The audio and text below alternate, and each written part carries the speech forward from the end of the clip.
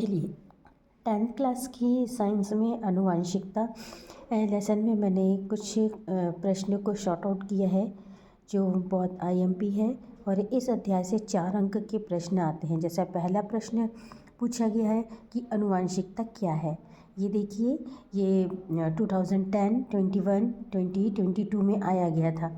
जीवधारियों में पीढ़ी दर पीढ़ी विभिन्न लक्षणों का संचरण आनुवंशिकता कहलाता है। दूसरा प्रश्न है, अधिकतर पूछा जाता है कि मेंडल ने अपने प्रयोगों के लिए मटर के पौधे का चयन क्यों किया। ये प्रश्न भी देखिए 11, 16 और 22 में पूछा गया है और इसका उत्तर बहुत सरल है। यह पौधा उभयलिंगी है, स्वपरागित है, वार्षिक जीवन काल वाला होता है, आसानी से उपलब्ध हो जाता है और कृत्रिम परागण इसमें आसानी से कराया जा सकता है। अगला क्वेश्चन है कि मनुष्य में गुणसूत्र की संख्या कितनी होती है, महिला में कितने होते हैं और पुरुषों में कितने गुणसूत्र होते हैं। तो मनुष्य में गुणसूत्रों की संख्या जो होती है वो 23 जोड़ी होती है। इसमें 22 जोड़ी समान होते हैं और जो 23वां जोड़ा होता है वो महिला में XX होते हैं और पुरुषों में XY होते हैं।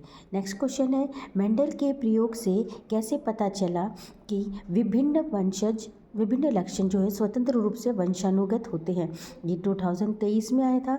उन्होंने जब द्विसंकरण वाला प्रयोग किया था तो F2 पीढ़ी के अंतर्गत उन्होंने कुछ लक्षण पाए थे जिसमें 4 प्रकार की संतानें उत्पन्न हुई थी, जिसमें से 2 जनक के समान थी और 2 जनक के असमान थी।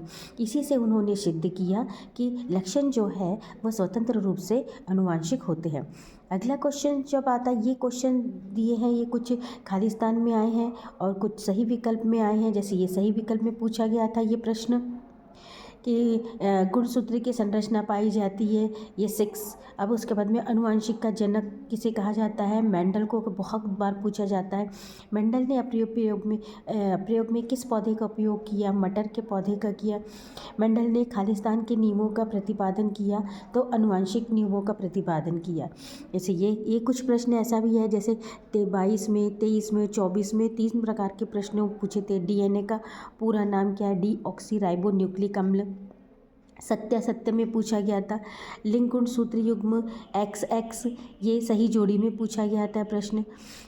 अब कुछ दीर्घ उत्तरीय प्रश्न जो दिए गए हैं, ये 2 प्रश्न हैं जो 20 में और दूसरा प्रश्न 9, 17, 21, 24 में पूछा गया था। ये नीचे के 2 प्रश्न हैं, ये आपके सही जोड़ी में पूछे गए थे।